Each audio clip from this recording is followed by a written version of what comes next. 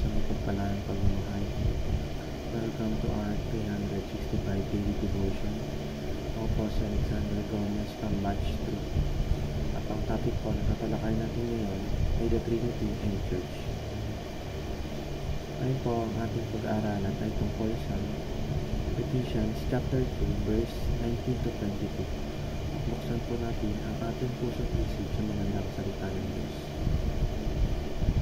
Sinasabi dito na, "So then you are no longer strangers and aliens, but you are fellow citizens with the saints and members of the household of God, built on the foundation of the apostles and prophets, Christ Jesus himself being the cornerstone, in whom the whole structure, being joined together, grows into a holy temple in the Lord.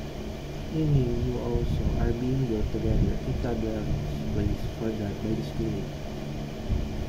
Or sa Tagalog, sa mga tuwid, hindi na kayo mga dayuhan o taga-ibang bansa, kundi mga kababayan ng mga hinirang ng Diyos at kabilang sa kanyang sambahayan. Tulad ng isang gusali, kayo itinayo sa pundasyong inilagay ng mga apostol at mga propeta, na ang batong panulukan ay si Kristo Jesus. Sa pamamagitan niya, ang bawat bahagi ng gusali ay nagkakaugnay-ugnay at naging isang templo na nakatalaga sa Panginoon. Dahil din sa inyong pakikipag-isa sa Kanya, kayo man ay sama-samang itinatayo bilang tahanan ng Diyos sa pamamagitan ng Espiritu. Sinasabi sa verse na, magmula ngayon ay ituring na natin ang ating kapwa na mananampalataya bilang ating pamilya o kapatid, sapagkat ang church ay simbahan ng Diyos at tayo ay naging buklod-buklod dahil sa Diyos. Teaching number 1. The church is the household of God. Sa church ay nagiging isang pamilya tayo. Ang Ama natin na nagiging cornerstone at taga-buklod natin, at yun ay ang Panginoon. Teaching number 2.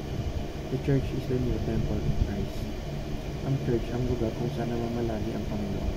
Dahil kung saan man may dalawa at pangagdadasal ang nananalangin sa Kanya, pumaparoon siya sa kanilang kalagitnaan. Teaching number 3. The church is God's residence by the Spirit. Ang church ay pinangamalanian din ng Espiritu Santo. Kapag nasa church tayo, ay nalalayo tayo sa mga kasalanan. Application number 1. Be a living message of God to the world. Maging isa tayong tagapagsilbi kung saan ay pinakalat natin ang salita ng Diyos na siyang mga kapagpabago ng sanlibutan. Application number 2. Be a living sacrifice, holy and pleasing to God. I-devote at ialay natin ang ating mga sarili sa Diyos dahil ito naman ang mababalik natin sa lahat ng kabutihan. Gawin natin ito ng may sincerity. Application number 2. Be a living presence of God in the world. Bilang isang Kristiyano, dapat na makita ang presensya ng Panginoon Jesus sa atin. Kaya nga, Kristiyan, dapat ay maging Christ-like tayo at gawing halimbawa ang Panginoon Jesus. Yan lamang po ang aking devotions. Maraming salamat.